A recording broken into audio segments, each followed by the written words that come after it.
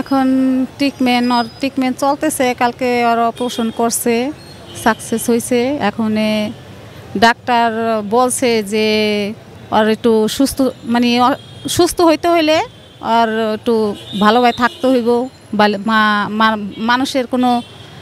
মানুষের সাথে কোনো কথা বলতে পারবে না বা লড়াচড়া করতে পারবে না। এইভাবে থাকলে ও 3 মাসের ভিতরে হয়তো আর একটা দেখা যাবে, 3 মাসের ভিতরে বোঝা যাবে যে ও ভালো হবে কি না। যদি ভালো না হয় 3 মাসের ভিতরে, তাহলে অন্য পদক্ষেপ আর কি নিবে, আর কি অন্য কিছু আর কি ভাববে এরা। এটাই আর কি বলছে, মানে বুঝতে। হ্যাঁ হ্যাঁ হ্যাঁ হ্যাঁ হ্যাঁ হ্যাঁ। এখন কি ওটা কি ঠিক মতন হয়েছে কি না বা ভালো হইবে কি না, এটা জানবে তারা। হ্যাঁ, এটাই জানবে আর কি। এটা জানার জন্যই মানে সময় 1 সপ্তাহের ভিতরে জানবে যে এটা কি জোড়া লইবে না লইবে। আর 3 মাসের ভিতরে হয়তো এটা সাকসেস, এটা থাকবে কি না না থাকবে, এটা 3 মাস হইলে বুঝতে পারবে তারা।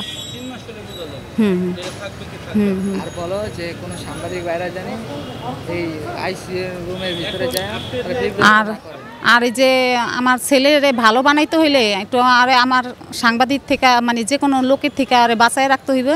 ডাক্তারে বলছে যে ডাক্তারের রুমে কেউ জানি না যায়, আর ওরে জানি জ্বালাতন না করে। ওরে যদি ভালো বানাইতে হয়, যদি দর্শকের ভালো লাগে যে আমার ভাইরে আমরা ভালো বানাবো, তাহলে ওরে একটু বিরক্ত একটু কম করতে হইব।